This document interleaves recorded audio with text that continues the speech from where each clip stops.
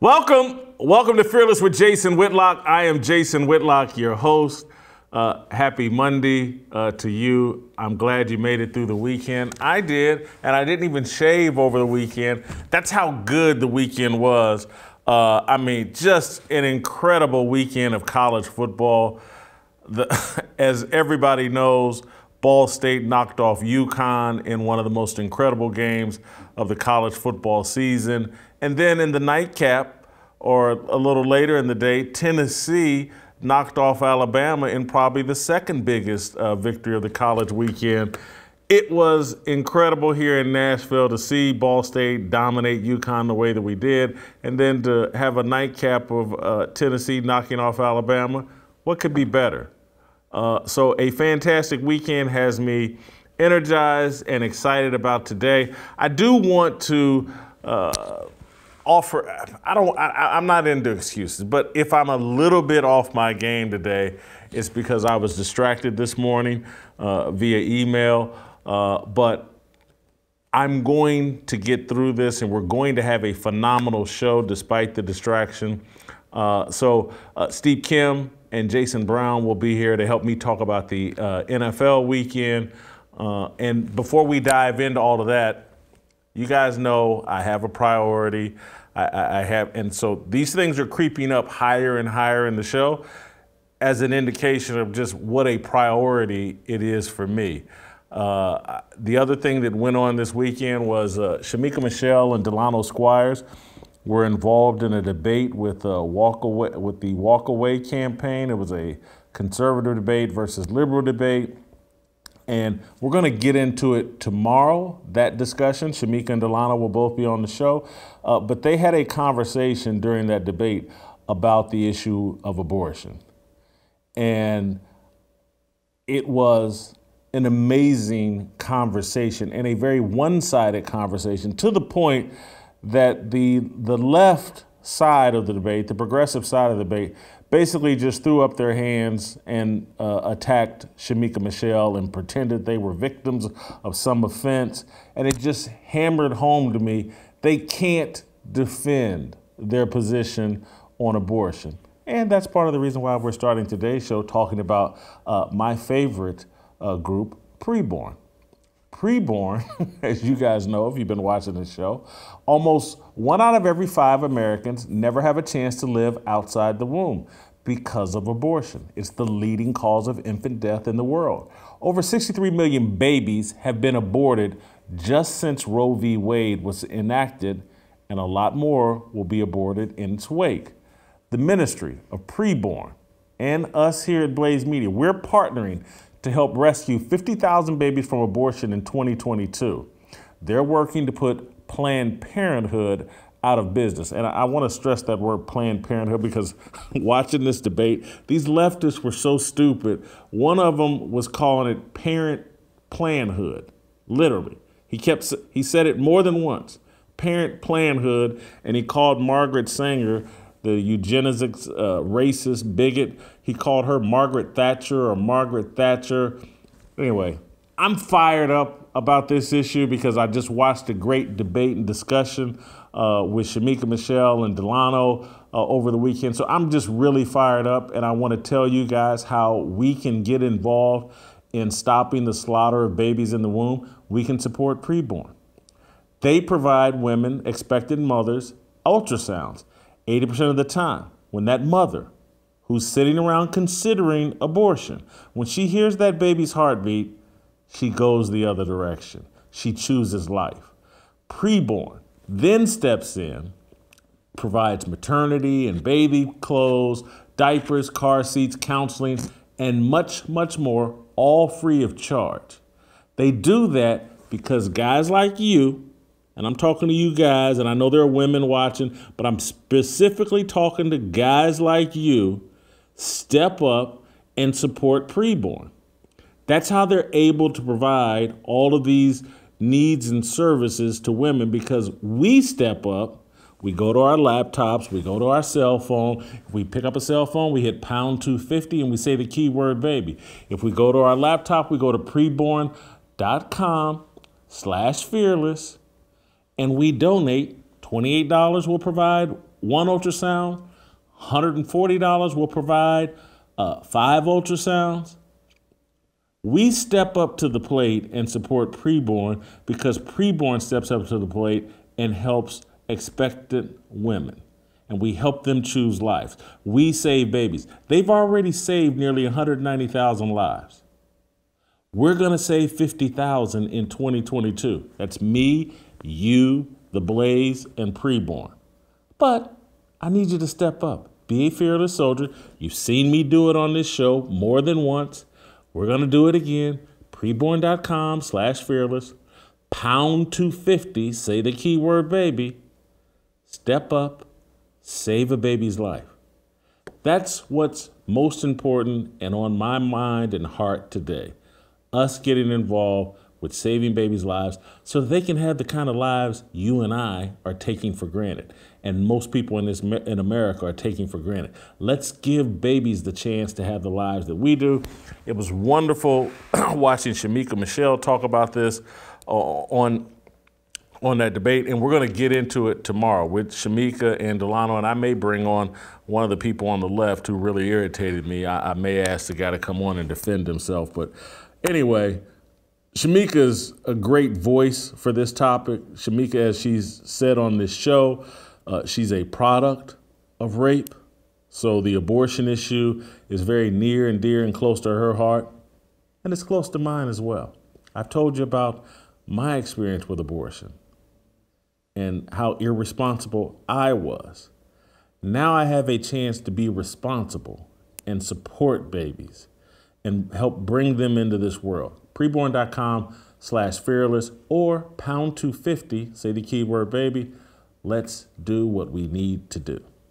All right, now I can get down to the business. Now that I've got that off my heart and mind, I can get down and focus on this show and talk some NFL football with you, Steve Kim, and Jason Brown. Let's start by talking about Tom Brady. Cameras captured Tom Brady yelling at his offensive lineman during the second quarter of Tampa Bay's loss to the Pittsburgh Steelers. Check it out there. There's Tom Brady yelling at everybody. In the last month, the 7-time Super Bowl champion has lost 3 of his last 4 games and his supermodel wife, Gisele Bundchen. It's a frustrating time for the most accomplished football player in NFL history. The Bucs don't look like Super Bowl contenders, and Brady and his wife have hired divorce lawyers. No surprise, Brady is lashing out. It's also no surprise that the 45-year-old quarterback is suffering a midlife identity crisis. You can argue, and I think Steve Kim will, according to his note, that, Father Time has finally caught up to Tom Brady. Not me, that's not what I'm arguing. Fame is causing the demise of Brady. Fame is undefeated at eroding self-awareness, promoting selfishness, and encouraging entitlement.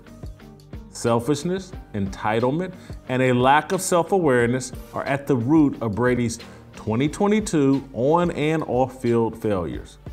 Friday, Brady hopped on a private plane to attend Patriot owner Robert Kraft's surprise wedding. Sometime Saturday, Brady jetted to Pittsburgh to meet his teammates for their game with the Steelers. Brady skipped the Saturday walkthrough practice. He didn't need it. He's Super Tom Brady. Brady no longer requires practice. He's reportedly excused from Wednesday practices too. Brady wants to play football. He's not that interested in preparing to play football. Playing and preparing are 2 different things. Everybody loves to play. The entitled, the selfish, the spoiled, the pampered, they don't love to prepare. Brady's mindset mirrors that of most professional athletes. NFL play, if you look around, it's sloppy and uneven. It's no surprise.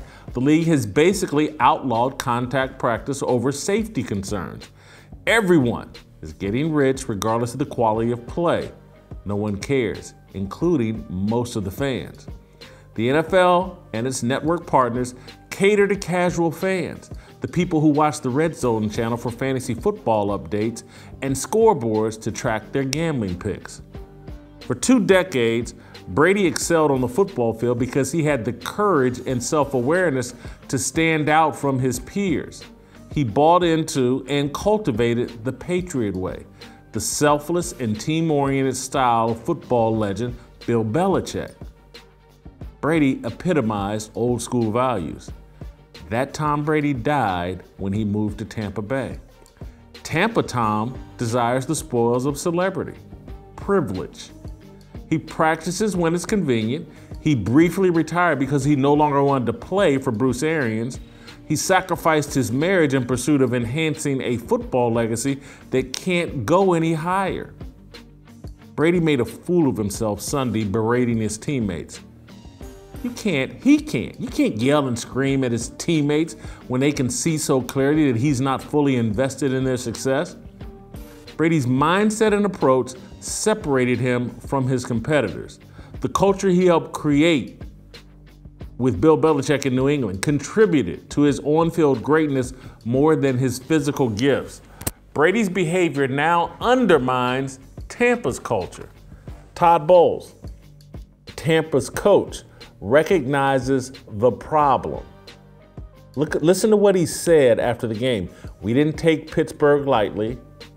I think guys that are living off the Super Bowl are living in a fantasy land. You got to get your hands dirty and go to work like everybody else. We've been working hard and we got to work harder. Nobody's going to give us anything. Nobody's going to feel sorry. We've got to go back as coaches, as players. The time for talking is over. You either got to put up or shut up. Of course, the Buccaneers took Pittsburgh lightly. Injuries decimated Pittsburgh's lineup. The Steelers' two best players, T.J. Watt and Minkah Fitzpatrick, didn't play. A bunch of other Steelers defenders didn't play. Pittsburgh entered Sunday's game on a 4-game losing streak. At kickoff, the Buccaneers were favored by 10 points. 48 hours before the game, Tom Brady chose to attend a wedding in New York. That's a signal to every player on the Bucs roster that the greatest player of all time didn't take Pittsburgh all that seriously. Brady's actions are far more powerful and influential than Todd Bowles' words. A spirit of entitlement controls Tom Brady's behavior at the moment. Fame does that. Constant adulation does that. It's great that Brady won a Super Bowl in Tampa, but the reality is Brady misses Bill Belichick. Brady should have retired 3 years ago and focused on his family. He's not the same player or person without Bill Belichick. That's my fire. Steve Kim, welcome back to the show. Steve, I gotta say, I was thinking about this weekend. You are my absolute favorite Korean person who covers the sport of boxing. I just wanted to tell you that you're my favorite Korean person who covers the sport of boxing. So I can't wait to hear your take. Oh, I'm sorry. Go ahead. Yeah, that makes me first and last then. So I don't know if that's a compliment or not. By the way, there was boxing on from Australia, Barclays Center, and the UK, and all of it got in the way of a great day of college football. Let's just leave it at that. But as always, a great Sunday of National Football League action. All right. Do you agree with me? Do you think this is father time, or is this father fame undermining Tom Brady? I think it's a bit of both. Look, for us not to think that a 45-year-old athlete would not have a physical erosion, it's just not natural unless you got some help. Now, everything you laid out, I didn't really hear about it until afterwards. I've got to say this. I'm extremely disappointed in Tom Brady with this behavior because I've said this before and I'll say it again. It's been echoed many times. As the quarterback, especially a franchise quarterback who is iconic, you have to be all in. In other words, you got to be the first one in, last one out. Nobody can work harder than you in between all that time. And if you're not that guy, I feel bad for you. It's like being pregnant. You aren't or you are. There's no halfway. Now, the Wednesdays off, that's a concession I think that's probably made to a lot of older football players. I know in training camp, if you're in the league for 10 years, coaches say basically you get this day off. We're going to cut your reps. I get that because Wednesdays, Couldn't be a day where they just install the game plan. It's more about the mental reps. I get it. You want to save the wear and tear. But him cutting out on the team flight to go to a wedding, and by the way, fall weddings during football seasons, aren't they the damn worst, Jay? I hate that. But Tom Brady made the commitment to be a professional football player. You know what being a pro is? A true pro does something even when it's not convenient. You better fly with your team. There's no excuse. You could zoom in your best wishes to Robert Kraft. I know it's your good friend, but you know what? You made the choice to unretire so you could not enjoy these type of moments. That's the sacrifice. And I'm sorry. I'm just wondering if Todd Bowles should have said, wait, Tom, if you're not on that plane, you're not going to start. It reminds me of a classic story. 1992, the Cowboys are all on the plane. One Michael Jerome Irvin is not there, probably coming out, finishing his business at the White House, and everyone's like, tick, tick, tick. 5 minutes to go. All of a sudden, Jimmy goes, close the door. And Troy Aikman's panicking. This is a funny story. So literally, as the plane's going off the tarmac, Michael Irvin is racing in like O.J. Simpson from the Hertz rent-a-car, and Troy Aikman is begging Jimmy, he's here. And he goes, nah, get that plane in the air. So Michael Irvin had to catch his own direct flight to Detroit because they were playing the Lions. Get into the meeting, and Jimmy Johnson said, Michael, I'm very disappointed in you. Stand tight. You suspended. You're not starting. Now, that suspension lasted all of 3 plays because the offense looked so bad. Norv Turner was begging Jimmy, like, Jimmy, everyone's cursing at me. Okay? I'm getting all the, Jimmy, you've made your point. Do you want to win or not? But there was a point made because Michael Irvin, for all his wackiness back then, Jason, I didn't hear of him missing another team flight. And I think there's that old line, with great leadership and power comes responsibility. And I hate to say it, Tom Brady has become that guy who's abusing it. And that's disappointing to hear. Steve, my point in why I discard Father Time as an excuse is because the physical toll of the game has been so reduced that if they were playing under these rules 30 years ago, Brett Favre might still be playing right now. Or George Blanda might have played till he was 55. And so I don't think the game has been so physically relaxed. I'm not as impressed with Brady playing until age 45. I don't see a physical erosion. I see a guy who doesn't understand 50% of his value is the tone he sets within the team. And he helped cultivate and create that culture that made New England special for 2 decades. And I think he has fooled himself into believing, nah, you don't need it to win. And, oh, we won a Super Bowl in Tampa Bay with a looser culture. But what they're doing it's not sustainable. And it's great that they won that Super Bowl, but for 2 decades, New England was a Super Bowl contender year in and year out and appeared in 10 Super Bowls because of that culture. Brady has disavowed that culture and wants to be an entitled millionaire athlete like everybody else. Jason, could you imagine Brady going up to Bill Belichick and say, hey, Bill, I'm going to catch an Uber to the game on Friday. I'm going to go to the wedding. Could you imagine what Belichick would mumble to him?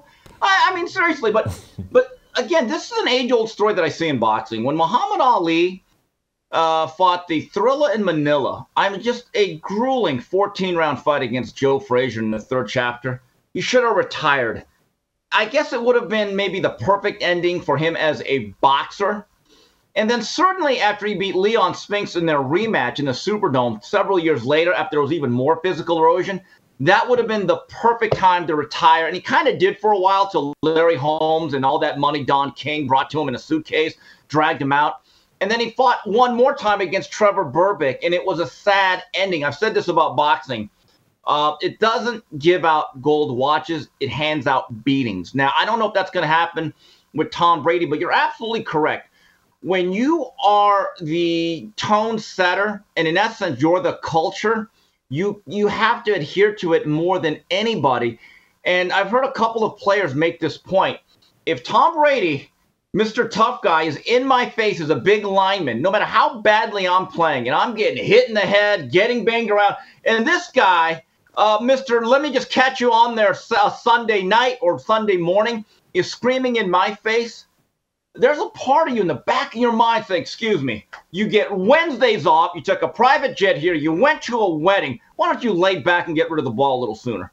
Because you have the license to do that if you're putting in all the time and effort like anybody else. Like Troy Aikman was a very hard teammate, especially during the Barry Switzer years when he had to become the sheriff.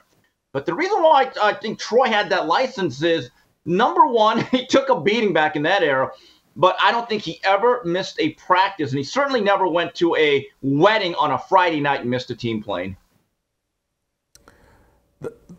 I think some people are going to hear this conversation. Oh, you're being too hard on Brady and blah blah. No, and yeah, I don't think we are. And I think people don't recognize that people can change.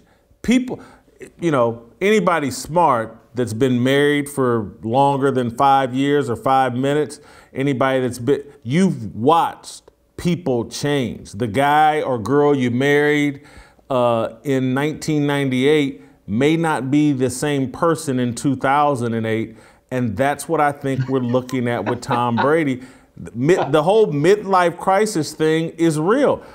I say this jokingly, but I think three of my best friends, all guys I went to college with, and I'm not remotely commenting on their marriage, but I'm talking about three of my best friends all have Corvettes right now. They literally, their extra car is a Corvette. And I'm just like, holy cow, this midlife crisis thing is real. I'm looking at friends, it's just real. And I think that's what's going on with Brady. Well, first of all, the 1980s called, they want their car back. But you know what? It still beats getting an electric vehicle. So props to those guys. But yeah, you're right. I think a lot of the teammates, especially the ones that played with the Patriot way, they're probably looking at Brady saying, we don't even know who you are anymore. I just really think, again, we've talked about this. The football season is actually the toughest physical grind, but it's the shortest season. It's basically you start your camp in July, but the game starts somewhere around Labor Day weekend, and nowadays it seeps into February, but you still have the longest off season. Tom, everything you want to do socially as a regular civilian, you have plenty of time to do it. And by the way, most men, don't they use football as a reason to not go to weddings? And this guy's using a wedding to miss out on football? Oh, as my friend Dave Smith would say, man card violation there. Let me just pull that out there, Brady. Not a good look. Do we think the Buccaneers will right the ship? They're 3-3 right now. No one really, Philadelphia looks very good in the NFC. Everybody else to me is suspect. Do you think the Buccaneers right the ship? They're not. That's part one. And then two, how much of the blame do you think may end up falling on Todd Bowles? Unfortunately, after last week, of being honest, a lot. Because he's no longer a sympathetic figure to much of the mainstream media. Now, going back, look, to be fair, the Buccaneers from day one of this training camp for the 2022 season have been banged up all along the offensive line.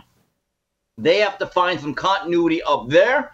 And can Julio Jones find the fountain of youth? He has not been there, and he's been kind of relied upon or brought in to be that field-stretching guy to help out Mike Evans. But I thought it was odd yesterday. I read that Mike Evans had one target yesterday in the second half. And, your go-to receiver, they may be shading coverage over there, but there's a reason why you call him your number one. Mike Evans is a highly productive receiver.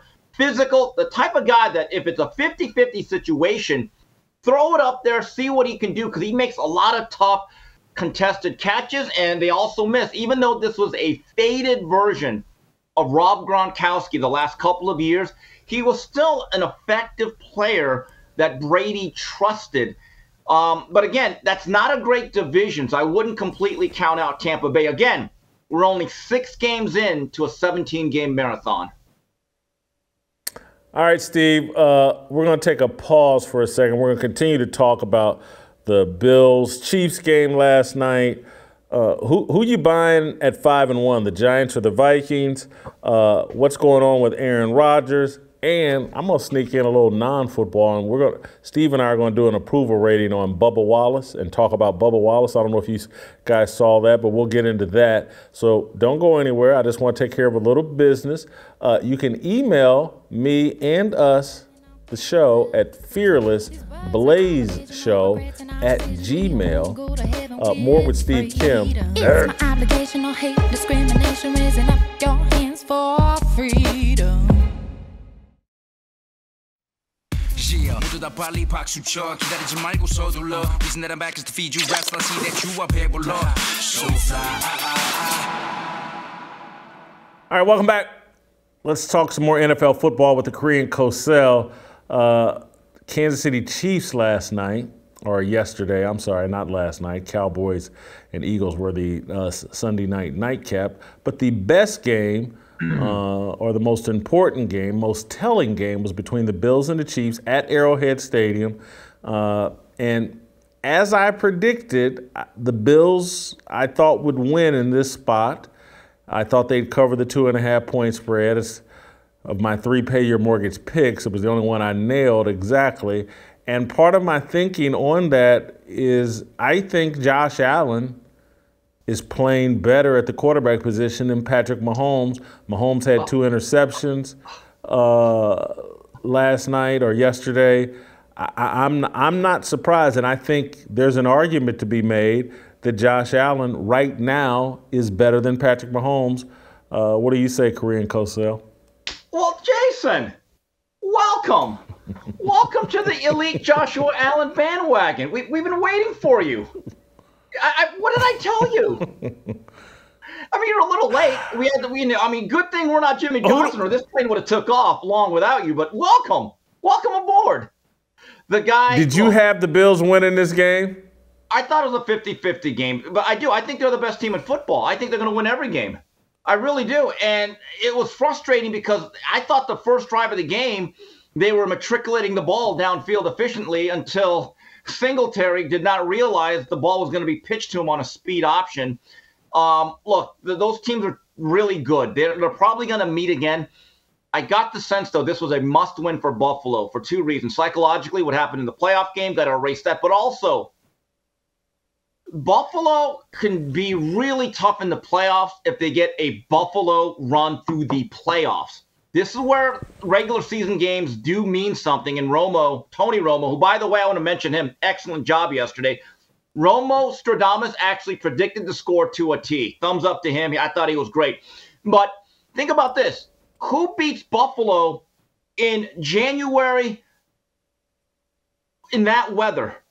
I think they're going to be, I don't say impossible to beat, but as good as they are, if they are relatively healthy and Josh Allen is upright, because he still ran the ball 12 times, which is a little bit too much for me in my taste.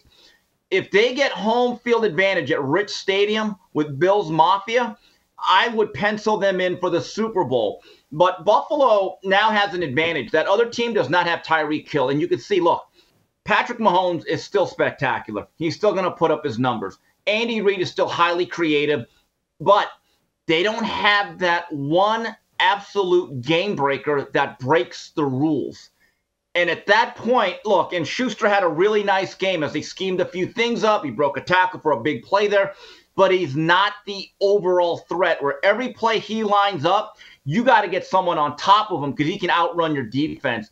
Buffalo, if they stay healthy, and Joshua Allen just continues to be consistent and take easy throws along with all the spectacular plays he makes, I'll make 2 predictions. They will represent the AFC, and Joshua Allen, he will win his first MVP. So I thought it was great that they won for the Bills. Good luck for them. I did not like the way Sean McDermott coached. I thought there was some highly questionable decisions in that game. Highly questionable. You know, I thought they should have taken a field goal early.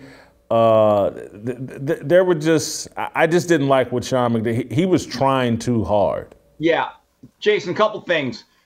I really believe that in a close game where you know this other team's about as good as us and it might be a one-possession game, I couldn't agree more. Take the 3 points because it matters.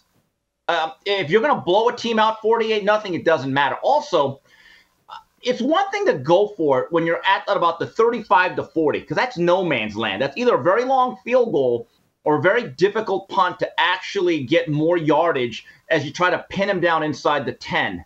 So I get that.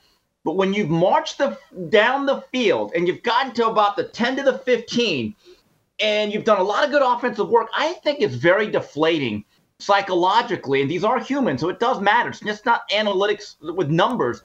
And you come away with nothing, I think it actually negatively impacts the whole team. Another thing, and I see this all the time, Jason, this is what they did on one of their short yardage situations. This is not a McDermott problem. I think it's a football problem. And again, I think me and you are old school. If it's 3rd or 4th and 1, guys, can we just get into center? Not this pistol. I know the pistol's not the shotgun. Can we just get into center and hand it off or sneak it?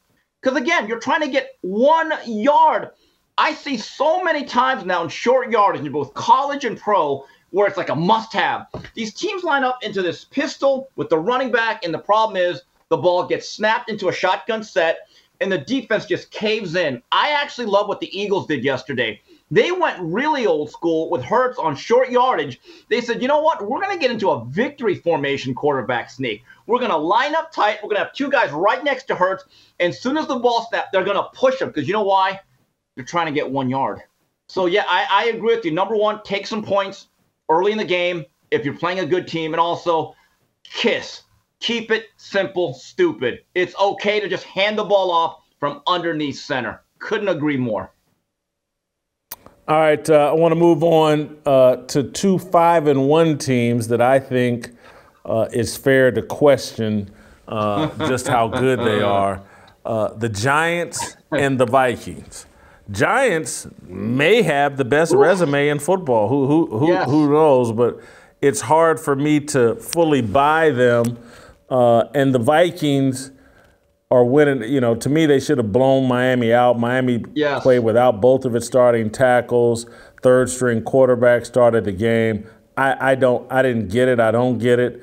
But which one of those 2 5-1 teams do you think actually, has a chance?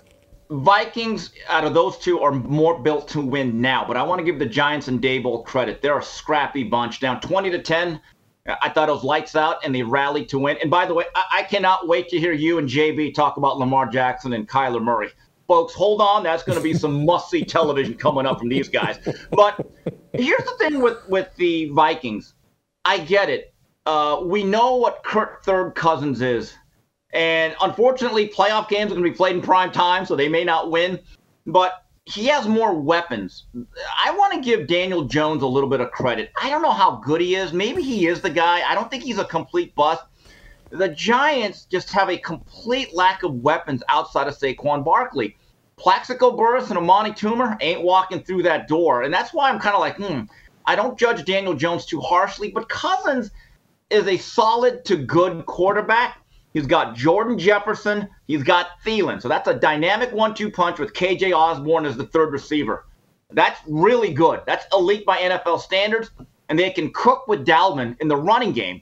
So I'm thinking, oh, my God, if there's ever a year where Kirk Cousins can mark ripping his way to a run, it's got to be now.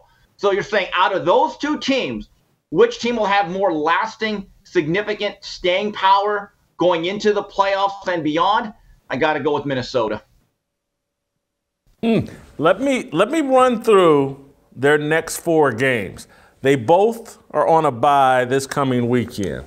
But the Giants, over the next 4 weeks, play at Jacksonville, at Seattle, Houston, and Detroit. That's not the 22 New York Yankees. Is the 1922 New York Yankees, is that the right? 27, Murderers 27 Row. New York Yankees. Yeah. My Murderers Row. Yeah, that ain't Murderers Row. Yeah. The Vikings, Arizona and Washington. But then they got to play at Buffalo and then host Dallas. Buffalo and Dallas are going to be losses. And so the Giants, on paper, could easily, they might be 9-1, Steve. Yeah.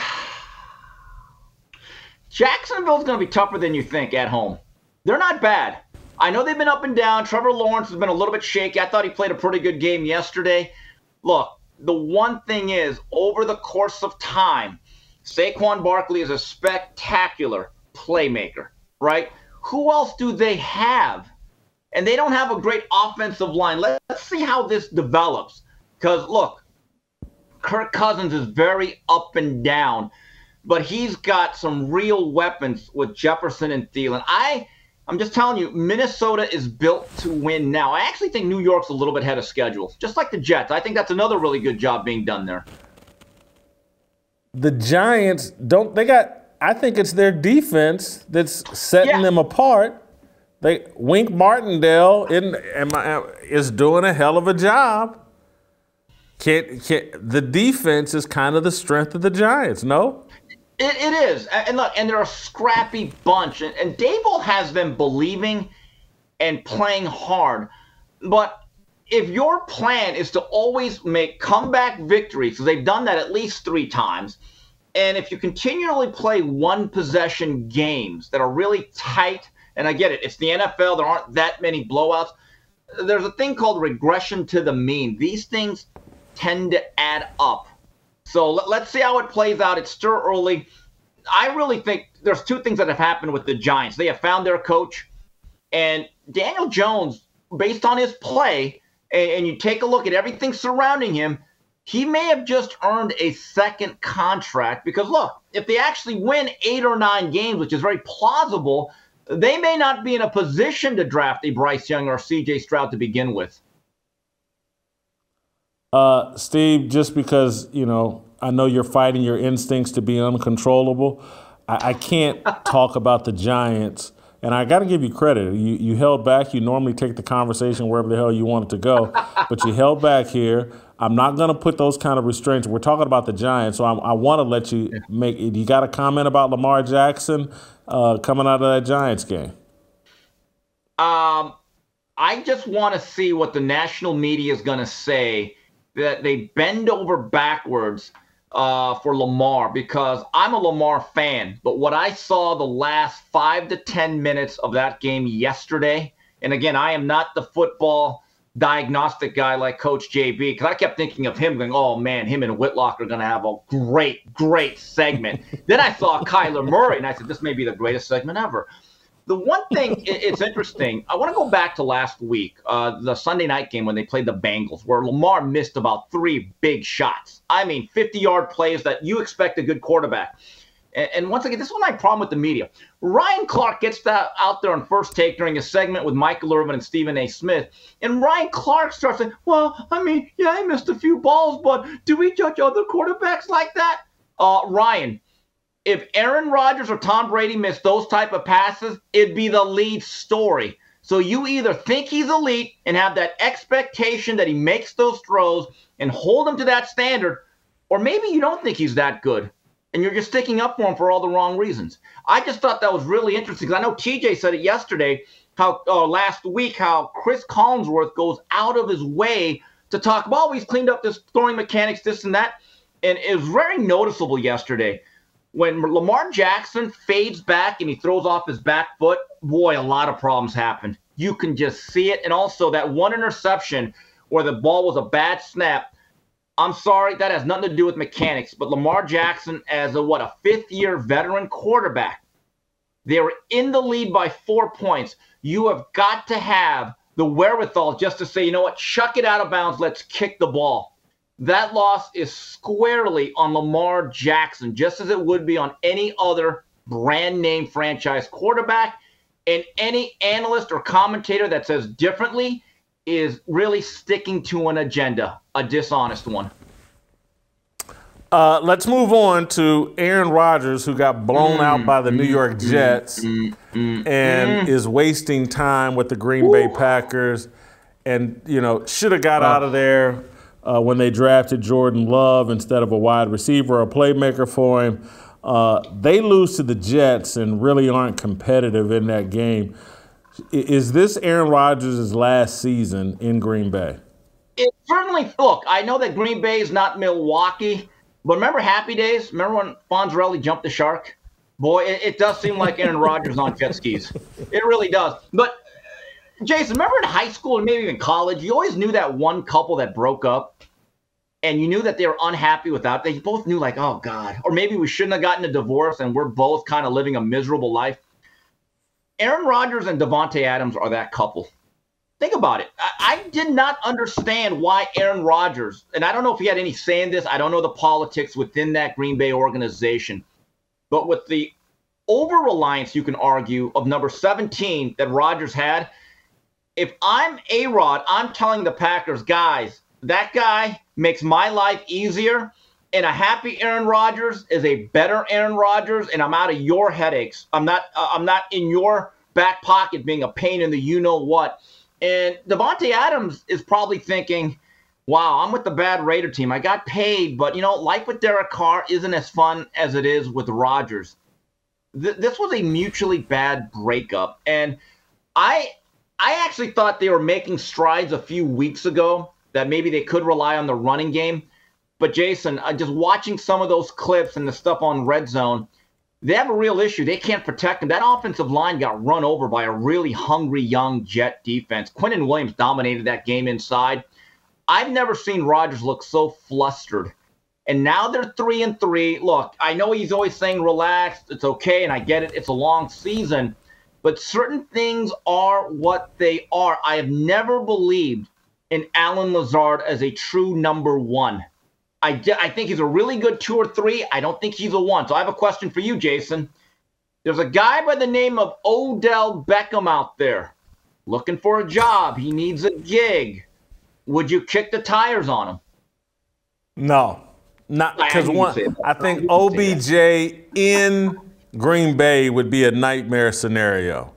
He'd be unhappy. He'd be trying to fly in and out of town every chance he got. He'd be doing the same thing as Tom Brady, going to weddings and going to events. Putting him in Green Bay would be a miserable mistake. Now, Jason, there is a precedent. If you remember the Brett Favre Super Bowl, 1996, when they ended up beating the Patriots, remember who played a key role in that? It was a cast-off by the name of Andre Bad Moon Rison. I mean, do you think he enjoyed Green Bay? I mean, because remember, Andre Bad Moon Rison was completely desperate, broke, left eye burned his house down. He needed the money. Roof's on fire, naming left eye. Okay, but here's the thing. I know you hate Odell or don't like him. Can we give Odell some credit?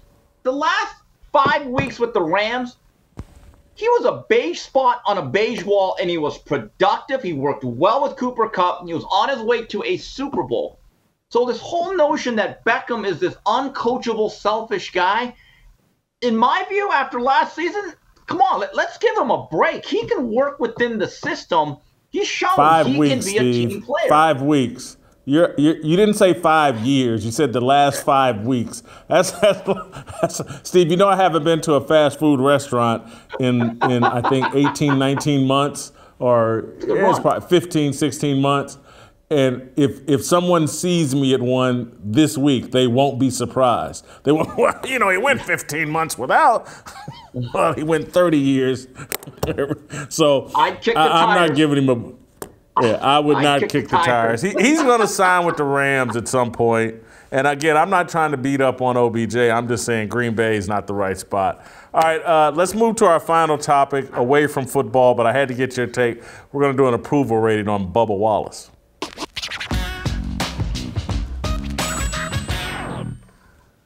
All right, let me give you a little context here on Bubba Wallace, Steve. If you didn't see this over the weekend, Bubba Wallace gets forced into the wall by Kyle Larson. Bubba Wallace immediately retaliates. There's a clip. Drives into Kyle Larson. I mean, this is at 180 miles per hour. This is very dangerous. People could die. Other people are impacted by this. I think they knocked Bell out of the race, who's an actual teammate of Bubba Wallace. It's just, this is very dangerous. Then, after doing that, after retaliating, which isn't all that shocking in NASCAR. But you've had your retaliation. Then you go and try to fight the guy afterwards. And, you know, Kyle Larson's not interested in fighting back. So far, again, this is a bad look, in my opinion, for Bubba Wallace. He found someone he can punk. And what position is Kyle Larson in? If he knocks Bubba out, everybody will call him racist. So he does nothing. And now let's go to each of these guys have an explanation or a comment afterwards about what happened. Let's play those clips back to back. Bubba and then Kyle Larson. What happened? Cliff Daniels said if that wasn't retaliation, I don't know what was. Was it intentional retaliation on your behalf? Clint's smart enough to know how easy these cars break. So when you get shoved into the fence, like deliberately like he did, trying to force me to lift, the steering was gone. So just so happened to be there. Hate it for our team. Super fast car.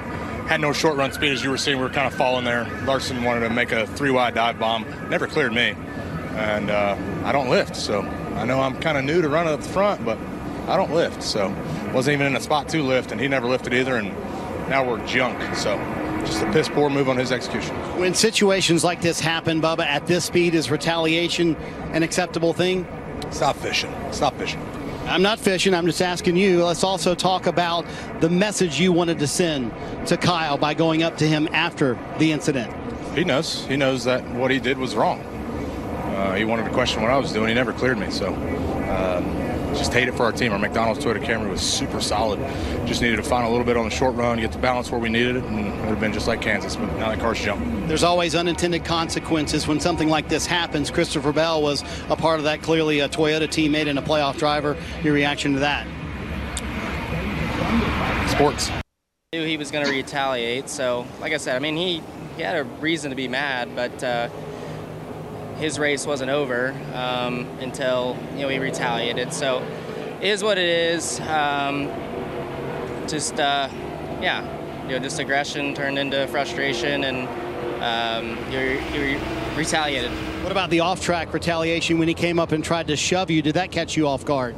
No, I mean, I seen him walking over, so I figured he would do something. So just, I don't know. I mean, just like I said, he had every right to be upset. I'd rather him do that than tear up our cars in a dangerous matter. So yeah, just is what it is.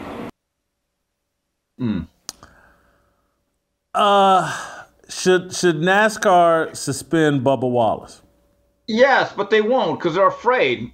I mean, look, they've already pandered to a guy that's never won a race. I mean, first of all the times to go Asian driver, that when you're going 180 miles per hour, that's probably not the best place. It's even worse than that road rage.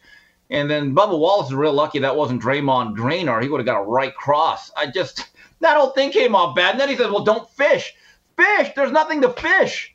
I mean, I'm glad the reporter held his ground a little bit.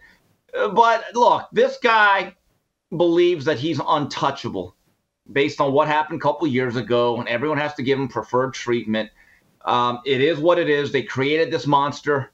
Now they have to deal with them. Totally agree with you.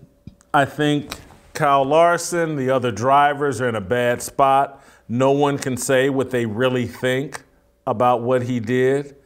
And then for the guy to sit there and say, I had no steering. You know how easy it is for these cars to break? As if like the car decided or just randomly, oh, I've lost steering, so let me run into Kyle Larson. That was intentional. He had steering. He's lying.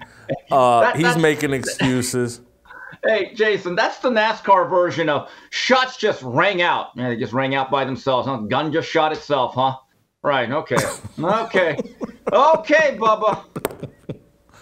And he does live in a protected space and in NASCAR, and these guys, they have to be careful. They have to deal with him with kid gloves because of the woke media.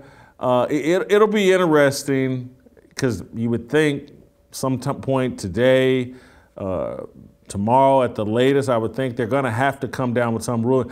I would be disappointed and a tiny bit shocked if they don't suspend him. What he did is just way too dangerous. Way too dangerous. And then he got away with that on the track, and then to carry it on into a fight afterwards or try to spark a fight afterwards, you know. Yeah, I mean, you know, Bubba Wallace is. The fight itself on the track, the altercation. Look, I've seen clips of Billy Bob's and Billy Joe's getting into it. I get it. But he comes off as a bully here because it's clear Kyle Larson, he didn't exactly participate in Golden Gloves as a kid, which is fine. He's a driver, not a fighter. I get that. But, I mean, here goes Bubba trying to be the tough guy. Oh, God. But for him to say that what he did was not intentional. Well, if that's the case, then, boy, you really are a terrible driver. And neither one's a good look. Neither one is an acceptable alibi, by the way. Yeah, all right, so let's get to our approval rating on Bubba. Job performance. I think there's some desperation here. He had a car that was running well, and, you know, again, that's what he said. It had been just like Kansas. He's basically saying he would have won if, you know, blah, blah, blah, if not for Kyle Larson. He needs a legitimate victory to justify all the hype, all the attention he's gotten. It's not happening for him, and so that's why he couldn't control his emotions. So I give him an 8 in job performance. Now, if I'm not mistaken, he's never won a race, right? Isn't he always middle of the pack? Now, he's won one race. He's won 2 races now? Wow, yeah, he's won 2 races. Okay. I think, I only remember the one, and the one, it was kind of an asterisk. Didn't it finish? Rain shortened. I mean, all right, that's the only one I remember. All right, so he's not Anna Kournikova, but he's not Richard Petty. I give him a 5. I've always thought he was just kind of a middle-of-the-pack guy that got way too much attention for the wrong reason. So, yeah, still, all right, you won 2. If he would have won none, it would have been a 0, so I give him a 5. And are you? I thought Anna Kournikova won some things. Are you kidding? She never won anything? Not that I know of. She's nice to look at, though. I got to look that up. Yeah, she never won any majors. I know that. She never won any majors. I don't tolerate Anna Kournikova slander, Steve. Neither do I. Neither do I. I got to be honest. She took a lot of heat. Yeah, she took a lot of heat, but I was always a fan and remain one to this day. Me too. So now you got me hunting up whether she's won anything. I know she never won a major. She never won a major. I know that. All right, let's move on to character. I'll get to the bottom of this Anna Kournikova thing. As I'll get off her OnlyFans here and get back. Send that over here. Character. I think Bubba is the Jussie Smollett of sports. I gave him a 3 in character. I don't think he has much. Yeah, I gave him a 5. The way he, tried to ride that story for all it was with the noose that wasn't a noose that was already there for a year. But he's milked it for all he's gotten. I think he could have done a lot more in terms of being diplomatic and honest about the situation. So that didn't really make me think very highly of him. Again, a 5. Anna Kournikova, despite never winning a singles title, she reached number 8 in the world in 2000. Top 10, though. That's elite. She was at times the number 1 doubles player with Martina Hingis as her partner. She won Grand Slam titles in Australia in '99 and 2002. So she won some doubles titles. Okay. Just didn't win any singles title. So anyway, authenticity. I gave Bubba a 2 in authenticity. That's maybe a little high because, this fake tough guy act after this race probably undermines his authenticity a little bit as well. So I gave him a 2 in authenticity. I'm with you on that. That whole thing was kind of hard to look at, hard to stomach based on everything we know. I gave him a flat-out 0. This guy, look, if I was a NASCAR fan, which I'm not, that whole thing would repel me based on the background and what took place and just his overall actions before and after the actual incident inside the track. So, again, I give him a flat-out bagel. Let's move to it factor. We'll wrap this up. he is, Dale Earnhardt Jr.'s retired. I don't know all the racers the way I used to. I used to really be into stock cars and certainly IndyCar. Bubba's one of the few drivers who I would recognize on site, so I gave him a 15 in it factor.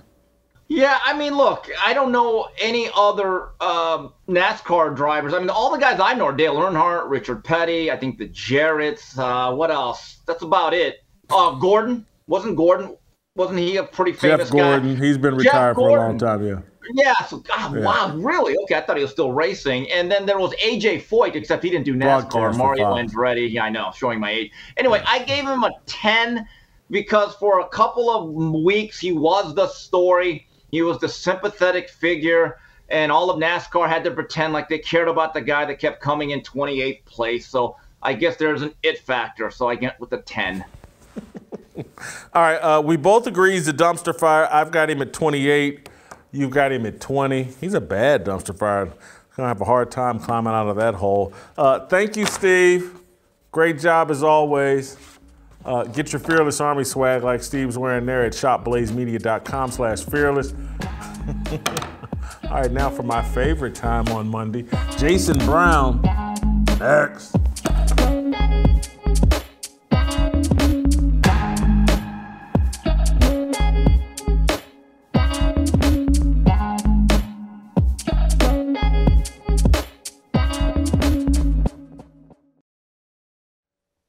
All right, welcome back. Time for my favorite segment on the show on Mondays. No offense to the Korean co-sell, Steve Kim. You guys know I love Steve Kim. He's awesome. He's great. He's funny. He's smart. He's clever. But, man, Jason Brown is bold, and he just adds a little spiciness and salty and just, I don't know, man. I just love Jason Brown's takes on the NFL, and this week he should be in his bag because Lamar Jackson, Kyler Murray had some interesting plays and outcomes on Sunday. Jason Brown, welcome back to the show. You guys know him from Last Chance U. I call him Last Chance Q. Last Chance Q, what happened to Lamar Jackson on Sunday? Did he make a mistake delaying signing a contract? Is this potentially going to blow up in his face? I mean, I hate to say I told you so, but yeah, I mean, he anytime you bet on yourself, it's a risk. I admire the guy for doing it. I understand why he's doing it. I don't agree with it just because of the state of the union, man. Like where we're at in today. Shoot, if I was his people in his circle, I'd be like, boy, you understand there's some inflation going on around here, Lamar? You better you better figure this out, man. You better take that bread while you can. That is what I would be telling them. But too often these cats they have the wrong circle and hanging around them. And they got a lot of hang around yes men, boys. And what I call them is fake ass good boys, to be honest with you. They tell you everything you want to hear in your face, stab you in the back later on when times get tough. And that's what a lot of these players hang around with. That's their circles. And nobody tells them the real. Like, I want guys around me that says, JB, you're full of it. You're lying to yourself. Like, that is what I want. So I can at least debate myself and say, all right, maybe this dude's right. These cats don't have it no more. They don't have anyone in their circle. And I think his mom, who's only going to, whisper sweet nothings to you, it is a prime example of who's in his circle right now as far as making financial decisions for his life. So yeah, I do think it's a mistake, to answer your question, and we all said that before. I think he should have took that money, and then you earn it as you go, and you get a bigger bag later on, man. But take this first bag. So they lose to the Giants. His last two possessions. He throws a really bad interception, and then, to use your words, he dropped the baton on his final possession. He gets strip sacked. It's just they're 3-3. I think maybe the first 2 weeks Lamar looked really good or was putting up good numbers, but ever since then, it's been a pattern of inconsistent, sometimes occasionally erratic play. What did you see on Sunday? I saw Lamar being Lamar, man. This is what I know Lamar to be. This is what I know he cannot get out from underneath. This is what he is. I mean, you're up 3 points right here, Jason. You're up 3 right here. People don't realize how bad of a football play this one is right there. They're up 3 points. People act like they're down 3 points. You're up in an NFL football game by 3 points. And I haven't heard not one person on ESPN, on any of these big-time platforms discuss the fact that you were up 3 points and you threw that ill-advised, horrible throw. Not only is it just mechanically horribly flawed, but the mistake in the mental capacity of it is just a thing you cannot do and expect to get the bag and expect to be an elite quarterback, which everyone thinks on Twitter that he is. He's not an elite quarterback. He's an elite athlete. And I had Noel Mazzoni on my show last Friday, been an NFL OC, been a college OC, Coach Phillip Rivers, you name it, Josh Rosen. He's been at Arizona, UCLA, everywhere. And he's like, the thing people get mistaken is this. There's athletes that play quarterback, and then there's quarterbacks that are athletes. There is a huge misnomer going on around here. Like, Lamar is an athlete playing quarterback. He's not a quarterback that is athletic. And that's what I don't think we understand quite out there in the Twitterverse. We don't understand that. And we just see what we see because he's a freak and he runs 8 times a game and he takes the ball 80 yards on occasion. And everyone thinks, well, that's what we want our running backs to do. And I've been telling everyone, man, I hate to say it, like we have, beating a dead horse here about they think I'm hating. It's not hate. It's not slander. It's not hate. I wish I could coach the kid. I would love to try to coach him. But he just continues to decline year in and year out mechanically. And at the end of the day, Jason, mechanics is the thing that you cannot fail you. Your brain and your feet have to be able to excel and without thinking about it. And Lamar thinks too much because his mechanics are so bad that they fail him all the time. So let's say that it continues down this path and the Baltimore Ravens are a 9-8 football team at the end of this year, and Lamar has a so-so season. What would your prediction be that the Ravens will do contractually with Lamar? Any chance that they would move on, or if it continues down this path and they just have a mediocre season and Lamar is just okay, what do you think Baltimore does? So I'm going to tell you right on your show right now, they're going to be mediocre if a playoff team, because Cincinnati's going to come out of that division, and I think the Browns are an absolute fire show. I don't believe that's going to be bad. I don't think Deshaun Watson even plays it down this year, and I don't know if he'll ever play again, like I predicted on my show before the season. More and more stuff keeps coming out. I just don't see how the NFL can get away with playing him, the black guy they're going to take. So I think Cincinnati comes out of there. The Ravens will end up looking on the outside looking in as a wild card, and I don't even know if they make that. I don't think they even get in. And that is what's going to happen. I just can see a football team that I know that is either going to transcend and be great or decline and be average. They're a declining football team because of the quarterback receiver core. Their defense has holes now. Their secondary is very, very bad. This team looks like the Rams, and to be honest with you, it's a Ram team that's front-loaded roster-wise, no depth whatsoever, bad skill from quarterback to receiver. And if you're going to depend on Lamar Jackson holding the baton like we've eloquently put it, and in 10 personnel, doubles, two wideouts on each side for the layman's term out there, and him dropping back and dissecting coverage and making plays with his arm. If that's what you think this football team is, you don't know football, and you're not going to be very, very happy Ravens fans. And I'm just being honest. This is not the offense. What do the Ravens do? What do the Ravens do then in the offseason? I think it's a complete blow up. I think you fire Harbaugh. I think you fire the OC because the head coach goes, everyone goes. I think Harbaugh is at blame here because the management has allowed him to do so much with that roster and bank on Lamar Jackson. And what we don't know is is Harbaugh in bed with ownership? If he is, maybe he stays. He fires everybody else. They re-up the whole roster, blow this thing up. I just don't see them continuing down this path. Jason, you know football. Does this team look like a Super Bowl contending team ever? No. It's not even close. And what do they do with Lamar? You say blow it up. Does that mean they move on from Lamar? That's your prediction? Got to. You got to. You're not going to get any receivers in there. Like, who's going to go play there, Jason? Like, what receiver do you know out there right now who is an A-list, number one? Who's going to go to Baltimore? Just be honest. Just tell me a receiver that wants to go there right now and play for him. I mean, it sucks. It sounds horrible, but let's be honest. They're chasing money. They're not chasing no rings or sacrificing like a Tom Brady. They're not sacrificing for their brothers and their team. They want the money.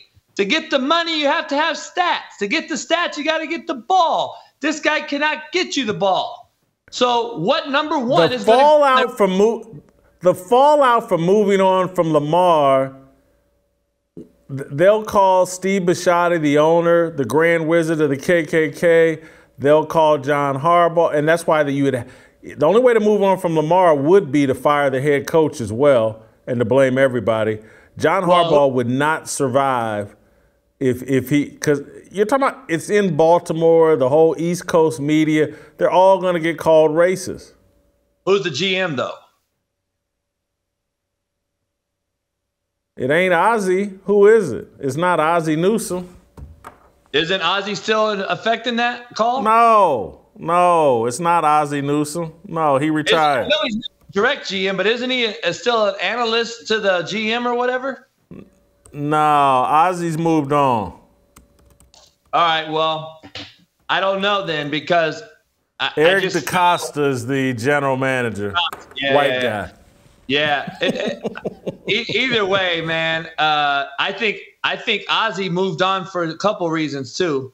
Art Perkins, a good friend of mine, coached me and been with the Ravens for a long time underneath Ozzie Newsome before he left. There's a reason Ozzie left too. He knows this isn't an NFL Super Bowl winning roster. This is not conducive to winning football games in the NFL. This style of triple option, RPO, run around back here, make plays with your feet, can only last so long, Jason. I mean, the defensive coordinators, by the way, who just stymied them once again in the second half? Wink Martindale. Wink Martindale.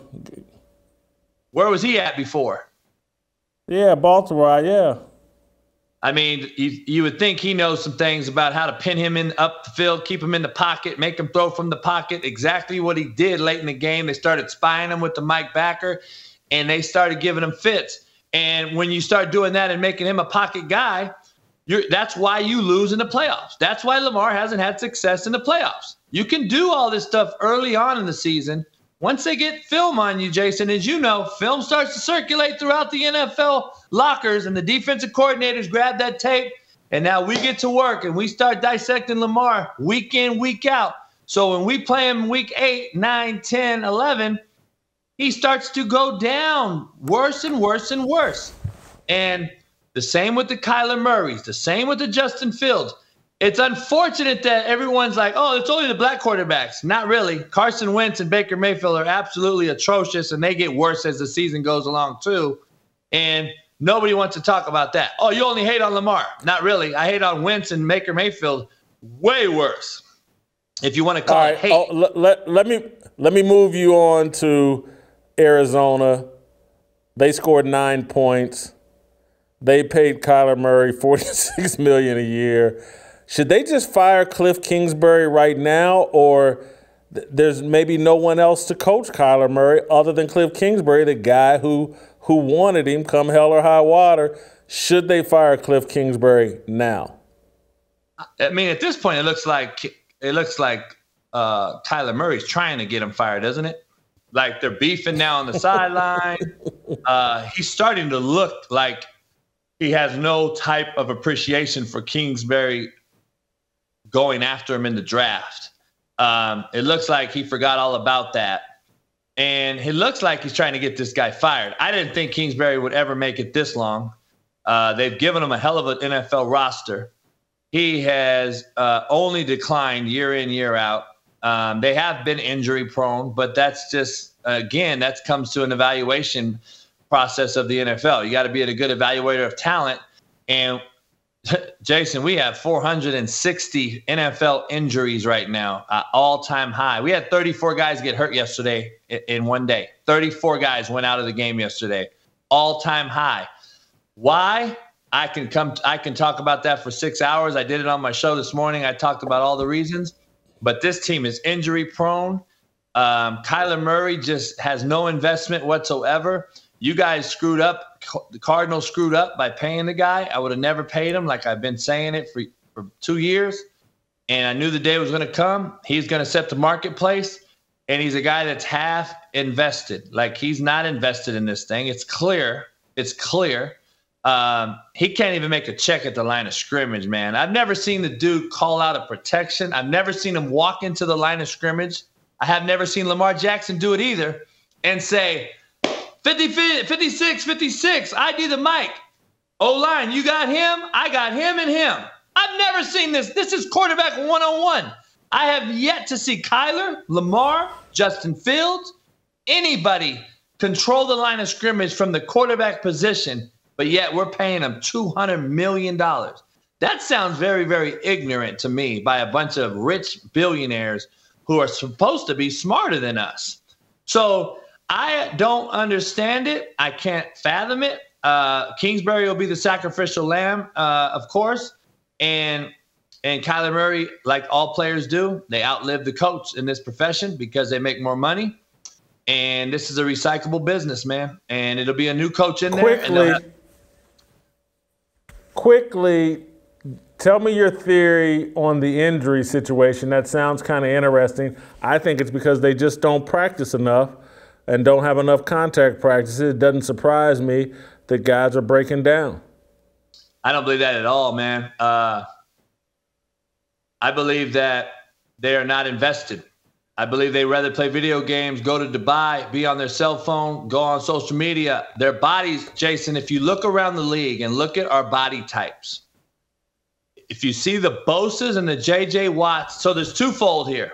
It's an investment as a professional, A, and it is a lack of understanding biomechanics as far as these training regimens that are happening with these half-ass trainers in the offseason. So it's a social media like and clout chase on the social media side. Let's go take these pills, this powder. They're going to sponsor me. I'm going to drink the hell out of this stuff, not knowing that you need 10 times the amount of water for every single pill and every single scoop of powder you ingest. You need 10 times the water. These guys' muscles, which I've done studies on, are literally contracting, especially these stiff pass rushing defensive guys, the Bosa's, the Watts, all these different guys, they're getting hamstrings, AC joint injuries, rotator cuff injuries. And that's the half of the part as far as the biomechanics side. They're not training like they used to. We used to do dynamic stretch, dynamic warm-ups, football lifts, bench, power clean. Let's do those lifts during the season 3 times a week. They're not doing none of that no more. Secondly, the investment as a professional. We rather go do all this other stuff now instead of being prepared. Every day is an interview, understanding every single day is an interview. I don't know what's going to happen any day that could come up. I could be called. My name could get called. Not only are we not approaching this profession in that manner, we are getting paid before we earn it. So what is it going to do, Jason? If I gave you $200 million today, Jason, and said, here you go, man. I'll see you in the summer. Hopefully you're ready to go, right? Man, they're in Dubai. They haven't even earned it. You don't think they're going to go splurge and chill out? They don't have the same buy-in as we once had because the money was lower back in our day We had to earn that money and keep that money because we wouldn't get another contract. These guys got generational wealth in one contract, Jason. Think how hard that is on a 23-year-old that had nothing in his life. Imagine that now. So that's what dealing with these kids every day in my life, that is the number one reason that I see that nobody else will talk about, the investment. Look at the bodies, Jason. Go around and look at the bodies in the NFL compared to our era. The DBs nowadays look like high school kids. They're not ripped and chiseled and yoked out like we once were. These running backs and wide receivers. I was never. Julio Jones. You got a Julio Jones. You got a AJ Brown. You got a who else you got?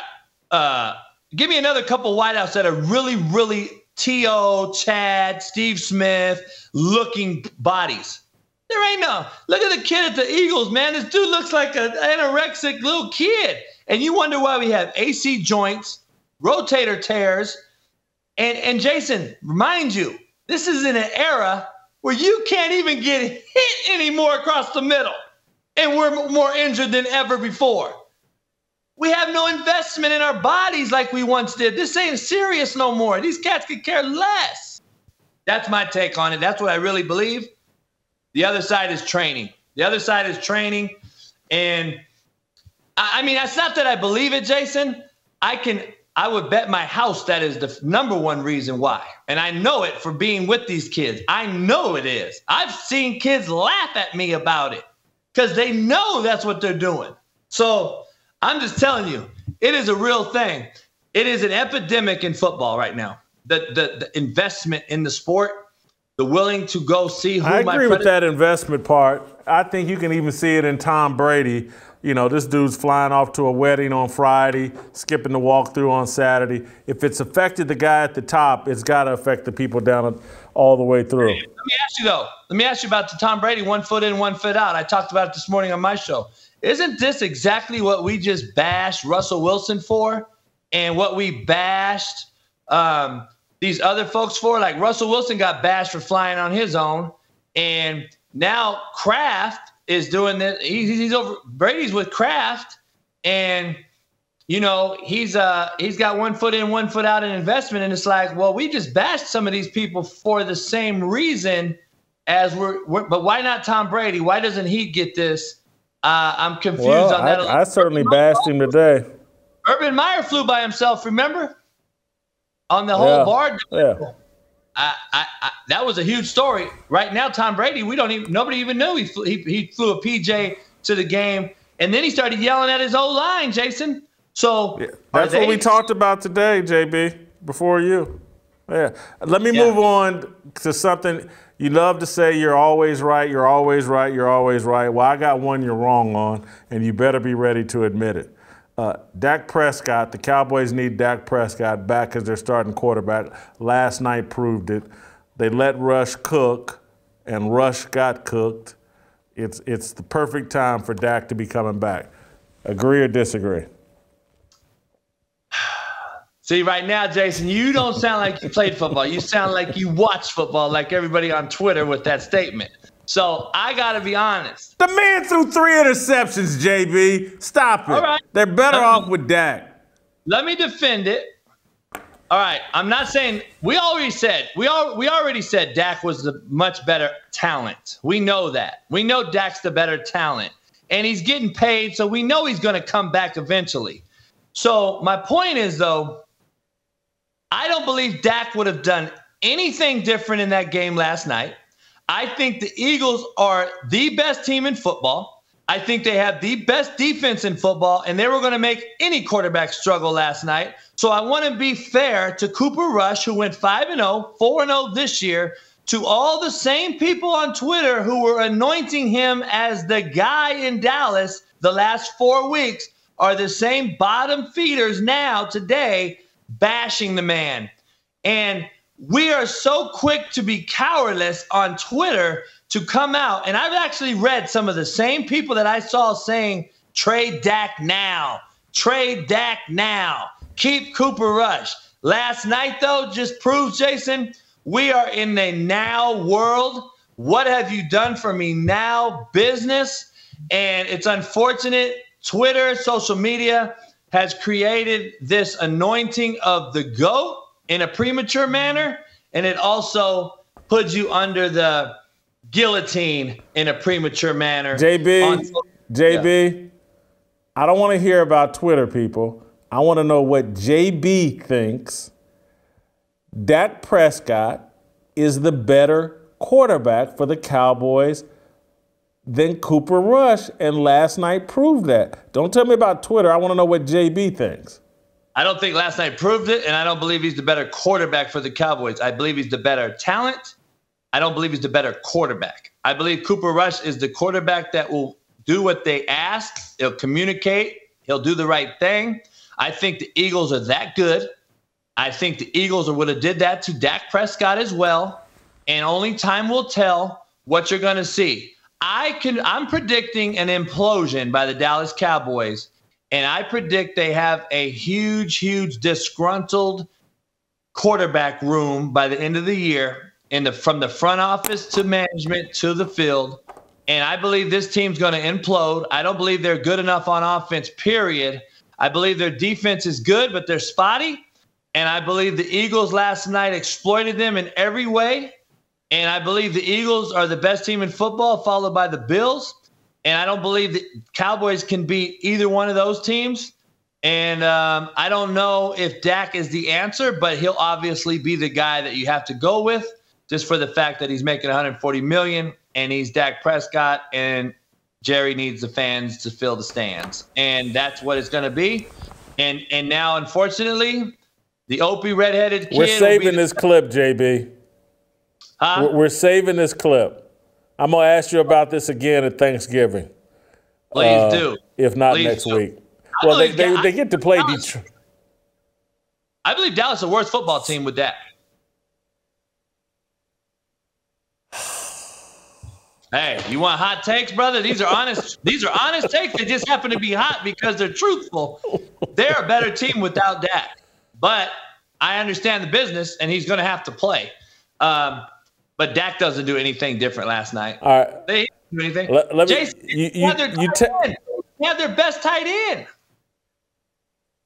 You texted me something yesterday that caught my attention. Steve Wilkes, the Carolina Panthers, are struggling against the Rams. They end up booting Robbie Anderson off the sidelines and off the field. Robbie Anderson's a wide receiver. He's been in the league 7-8 years, has had some good years, didn't have a good year last year, not playing that well this year. He gets into it with the wide receivers coach, and Steve Wilkes boots him off.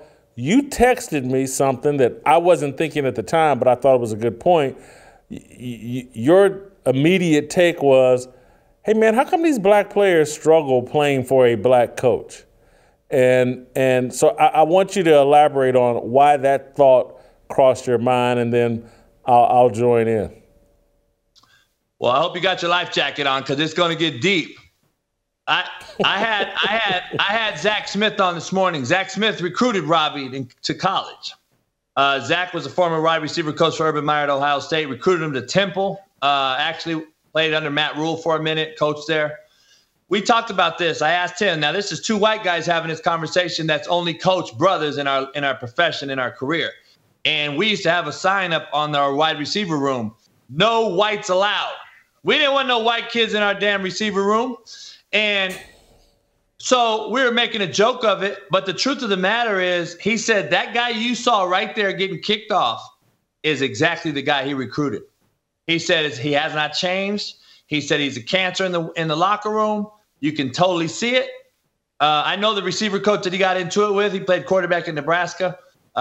He would have beat the hell out of Robbie, by the way. But the head coach stepping in, I commend him. Obviously, he's putting his stamp on the interim job and trying to change the culture and show some discipline. And I'm glad he stopped the whiteout coach and told him to back the hell up, because he's in a no-win situation. He beats the kid's butt. He's fired. If he gets beat up, he'll never coach again, just out of humiliation. So you're in a no-win as a coach, right, in a player argument. So I'm glad the coach stepped in and did that. Here's the deal. Like, we all talked about it. I talked to Marcellus Wiley last night about it as well. Like, we grew up in the hood, in the inner city, and me having 200 kids on my roster every year in Independence on the show, 199 of them being black. I used to talk to them about this all the time, and they used to come to me like, Coach, we didn't have anyone tell us the truth in our home. We never told us to shut the hell up, and this is the way it's going to happen in real life. When you hit the real world and be late to your job and how you're going to be fired, probably by a guy with my skin tone. So he's like, we've never been told these things, Coach. So when you tell us, it resonates. And I go, okay, so why do you talk back to your fellow black coaches? He's like, Coach, these are players telling me. Now, one of them is a coach at BYU, by the way. And he tells me, this is a guy I MF'd the first day meeting him because he tried to give me some nickname. And I'm like, no, we're not doing nicknames. And I went off on him, and he appreciates it to this day. And he's like, now he's at all Mormon school at BYU. Go figure, right? So he's like, JB, he's like, Coach, I'm going to tell you honestly. He goes, we know you're genuine, A, but B, they're our homies. They want to be our boys. They want to be our homies. They don't tell us the real. They kiss our butt and whisper sweet nothings to us and tell us what we want to hear, not what we need to hear. And when we look at a white coach, we look at him as, you know, this guy that has this no coddle persona that he's not going to coddle us. He's going to tell us the truth, and we're going to buy in. And it's just unfortunate. It's a huge social issue, in my opinion, but we're seeing it every day because I see it every day in LA, Jason. I'm seeing young black kids rob old black ladies right here on Rodeo Drive, right on the street in person. And I'm sitting here thinking, where's LeBron? Where's all these cats that coming out saying, why are we having black on black crime like we are? But see, nobody comes out, but I'm the one in the streets doing it with black kids. But nobody will give me that. They'll just talk crap about me because I bashed Lamar Jackson. So the problem is we have a disrespect for each other. And I say we because I grew up I'm from Compton. So, like, I'm the only one of my skin tone growing up where I did. So having said that, I know what both sides are, and I'm seeing it. And it's like, dog, why are we disrespecting each other but you'll respect me, you don't know. Quote unquote, you don't know these coaches. Why don't we see Belichick ever getting into that? Why don't we see Saban ever getting into it with a kid like that? And that's the problem. We see this every single day on national TV, a black player getting into it with a black coach. Vernon Davis, Mike Singletary. Huge blow up. My guys brought it up to me this morning. When have you ever seen that? I've seen it all. What do you mean? I've seen it forever.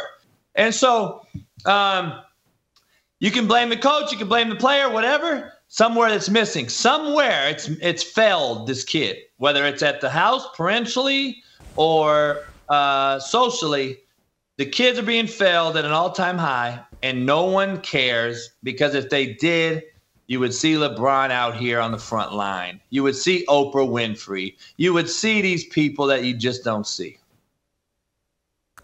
So when you texted that to me and listened to your explanation, the thing I texted you last night, I'll restate it again. I talk about it on the show all the time. Black culture is dominated by the matriarchy. Everything is about the woman. The woman, the woman, the woman. She's worshipped. She's a goddess. She's the smartest thing on earth. And what we don't realize is how much that undermines the black man and his role as a leadership and an authority figure. And so these players don't have respect for black men. And again, everybody wants to talk about NFL hiring and how come we don't have more black head coaches and blah, blah. No one wants to talk about the black players aren't in support of black coaches. It's never crossed Robbie Anderson's mind of like, hey man, Steve Wilkes is getting his second shot here. Let me hop on board and do everything I can to make sure that Steve Wilkes is successful. Never crosses his mind.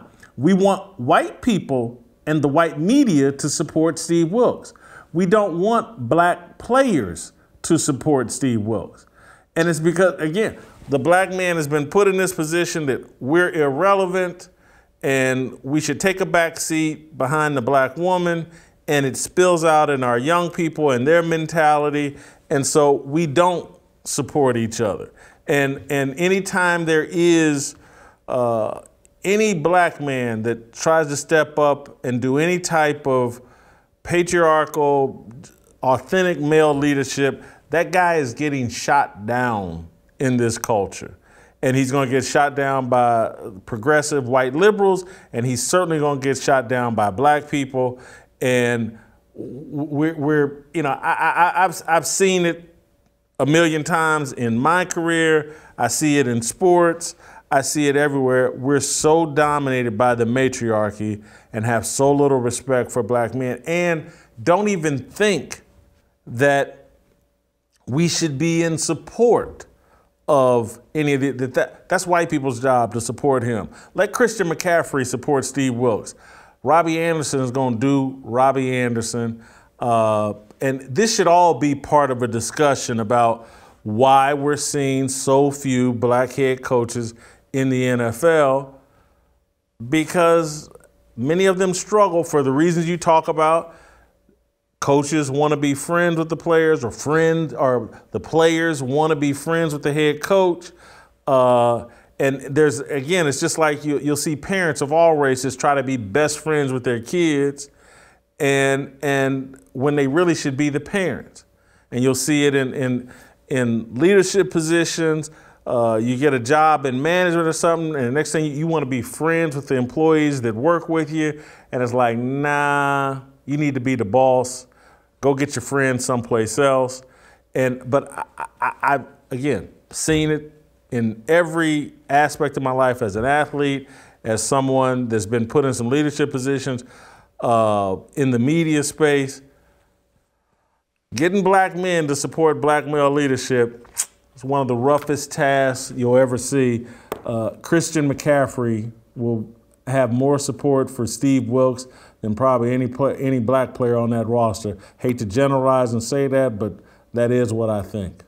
The other issue is you got single females raising these kids, 2, 3, 4, 5 boys at one time, working 2, 3 jobs, and then they think that they can raise a boy to be a man, and they just cannot. It's not physically human. It's not humanly possible for a female to teach a boy how to become a man.